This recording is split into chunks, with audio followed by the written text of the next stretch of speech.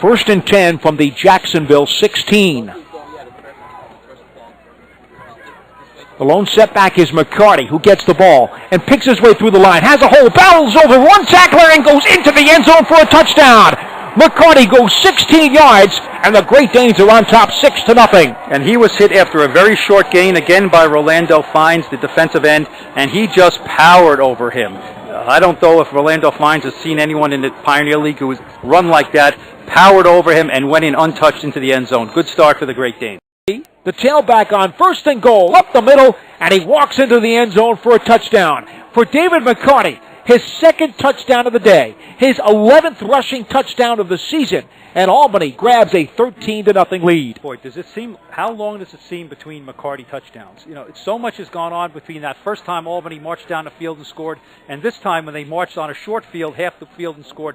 So many missed opportunities, so many things like that, and now Jacksonville, unfortunately, finds themselves where they were against Dayton, down by 2 touchdowns, pending the extra point here. With only a little more than a quarter to go. Herb Glass out of the hold of Chris Lynch, the snap, the spot, the kick, and it is good. And the Albany Great Danes jump out on top 14-0 in this third annual Gridiron Classic.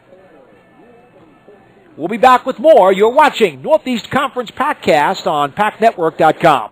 In goal at the Jacksonville 4. 8:15 to play. Albany on top 14-0. Peterson and McCarty in the backfield. McCarty powering his way through and carries 2 tacklers into the end zone for his 3rd rushing touchdown of the day, and Albany is on top 20-0. Justin Peterson with a lead block there, and look at this. There's no way he should score there. There's no way, but his legs keep moving, and he carries a few players into the end zone, and with 8:07 to go, Jacksonville faces a very tall order here.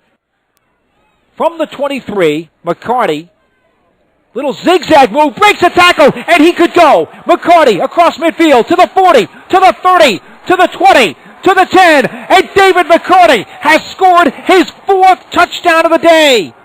This one goes for 78 yards. Well, what did we say? When a defense is tired and frustrated, you do some arm tackling, you do some frustration.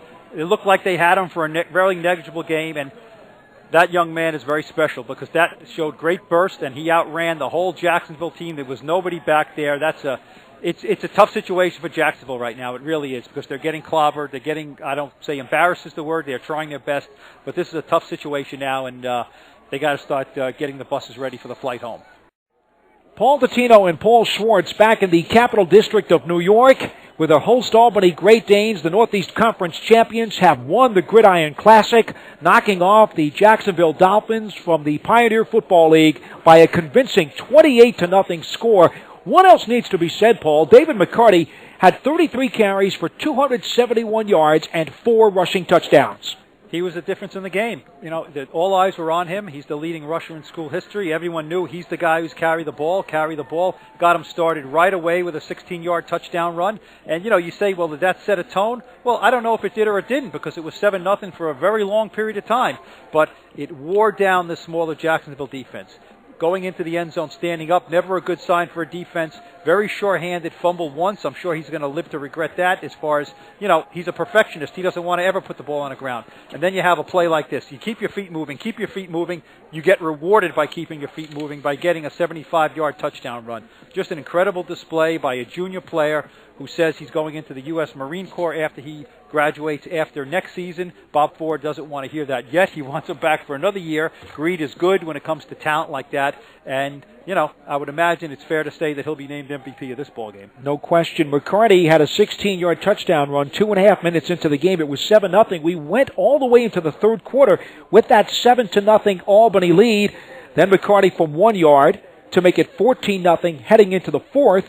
And then McCarty scored from 3 and 77 yards out.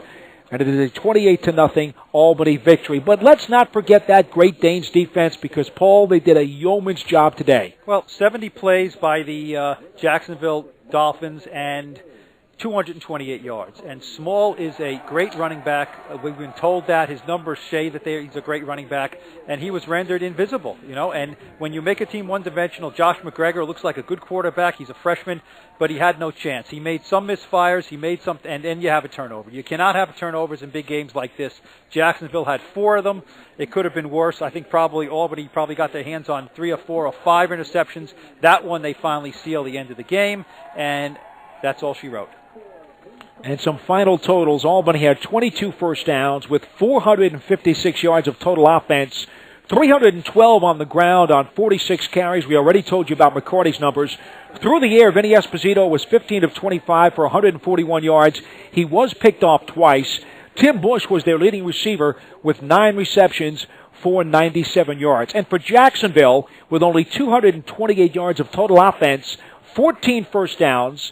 You mentioned Josh McGregor, pretty good-looking quarterback, but he finishes 10 of 25 for 113 yards and a pick. Rudell Small came in with over 1,300 yards rushing as the PFL's leading running back this year. Only 16 carries for 46 yards as you see the Albany Great Danes and Bob Ford hoisting the Gridiron Classic Trophy. And that is one happy championship bunch. Well, they were not happy last year at this time, and I think it took them about 12 months to get it out of their system. We had a great year, and it ended lousy, and we didn't like getting killed by Dayton in Dayton. And I think they took it onto the field with them. There's no question about it. This meant a lot to them. They came back early from Thanksgiving. Players don't want to do that. They want to be home with their families, but they were here practicing in the cold.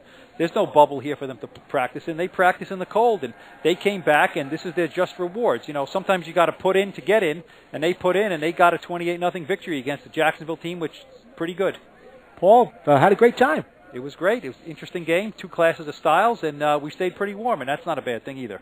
Our thanks to members of the Northeast Conference and Pioneer Football League for all of their cooperation, as well as the sports information departments of both Albany and Jacksonville. The Pat Network is proud to bring you today's presentation of the Gridiron Classic. For Paul Schwartz, I'm Paul Dottino saying once again our final score, Albany 28 and Jacksonville nothing. The proceeding has been a presentation of PAC Network. For more information, go to PACNetwork.com. So long from Albany.